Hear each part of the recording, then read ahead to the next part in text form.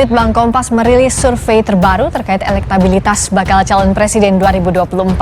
Hasil survei menunjukkan posisi 3 teratas dari sisi elektabilitas bakal calon presiden adalah Ganjar Pranowo, Prabowo Subianto, dan Anies Baswedan. Elektabilitas Puan Maharani sebagai calon presiden berada di angka 1% menurut jajak pendapat Litbang Kompas.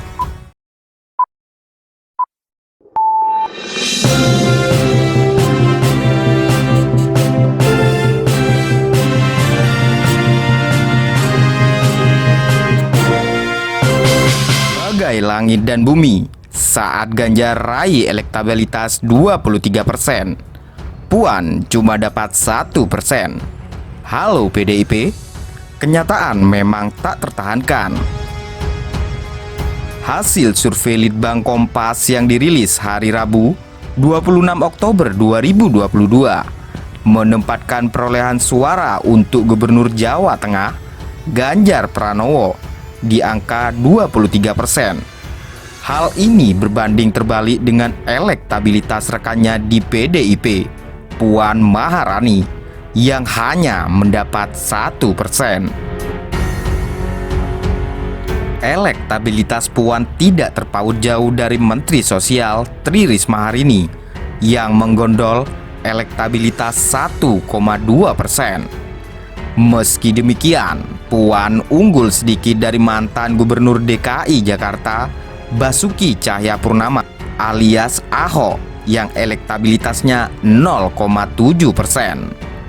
Puan juga mengungguli 2 nama pimpinan partai politik besar Indonesia, yakni Ketua Umum Partai Golkar Airlangga Hartarto dengan elektabilitas 0,5%. serta Ketua Umum Partai Kebangkitan Bangsa Muhaimin Iskandar yang elektabilitasnya 0,3%. Namun demikian, Puan tertinggal jauh dari Ganjar Pranowo, kader PDIP yang juga digadang-gadang menjadi capres Partai Moncong Putih tersebut. Elektabilitas Gubernur Jawa Tengah itu mencapai 23,2%. Angka tersebut naik dari survei sebelumnya yang mencatatkan elektabilitas Ganjar sebesar 22%. Pada survei terbaru, Ganjar berhasil menjadi kandidat capres dengan elektabilitas tertinggi, mengungguli Prabowo Subianto. Pada survei Litbang Kompas yang dirilis Juni 2021, elektabilitas Puan sebesar 0,2%. Sementara pada survei periode Januari 2022, Ketua DPR itu mengantongi angka keterpilihan 0,6%. Direktur Lembaga Kajian Politik Nusakom, Pratama Ari Junaidi, mengatakan hasil survei yang selalu menempatkan Ganjar di urutan atas bisa menjadi pertimbangan bagi Puan untuk lebih bijaksana. Menurutnya, Puan lebih baik fokus melanjutkan langkah Megawati di internal PDIP. Dengan memberi jalan bagi Ganjar, justru Puan tidak mengalah tetapi memahami kehendak sejarah kalau dirinya pantas bersikap bijaksana dan matang dalam politik, katanya.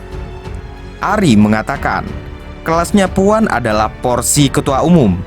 Menurut dia, PDIP layak melakukan regenerasi politik kepemimpinan dengan menempatkan Puan sebagai ketua umum.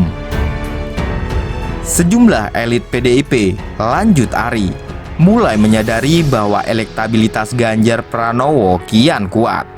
Hal itu membuat sejumlah pihak mulai membuka pintu untuk mengusung Ganjar sebagai capres. Kenyataan di lapangan yang memang tidak tertahankan. Ada gium jika Ganjar semakin ditekan, maka potensi Ganjar semakin menguat, ujarnya. Ari pun mengatakan, kebulatan tekad Ganjar menjadi capres saat ini tidak banyak dijegal oleh elit PDIP karena para pendukungnya di internal partai mulai nampak. Selain itu, para kader PDIP selalu memegang teguh aturan bahwa pencapresan ditentukan oleh Ketua Umum Megawati Soekarno Putri. Sebetulnya Ganjar didukung oleh silent majority di dalam partainya. Hanya karena mereka harus menghormati aturan partai, mereka bersikap pasif, kata Ari. Ketua Umum Gema Perjuangan Maharani Nusantara atau GPMN, Dadi Pulganadi, meminta Puan Maharani dengan Ganjar Pranowo tidak dibanding-bandingkan. Kata dia, siapapun yang akan mendapatkan rekomendasi dari Megawati Soekarno Putri merupakan pilihan terbaik. Sikap PDIP yang tak kunjung menetapkan siapa jagoan dalam Pilpres 2024 menjadi kegelisahan para pengamat. Sehingga rasa tak sabar para pengamat membuat skenario-skenario seolah Ketua Umum PDIP merestui pencapresan Ganjar Pranowo, ujarnya. Dadi mengatakan, Ganjar adalah sosok pekerja partai yang taat akan aturan partai. Apalagi, kata dia, belum ada instruksi dari ketua partai soal pencapresan Ganjar. Menurut Dadi, seolah para relawan Ganjar Pranowo dan para pengamat politik ingin menjerumuskan Ganjar untuk bermain mata dengan partai politik lain. Dia menunjuk Partai Solidaritas Indonesia atau PSI yang telah mendeklarasikan Ganjar Pranowo sebagai Capres 2024 yang notabene bukan kader partainya.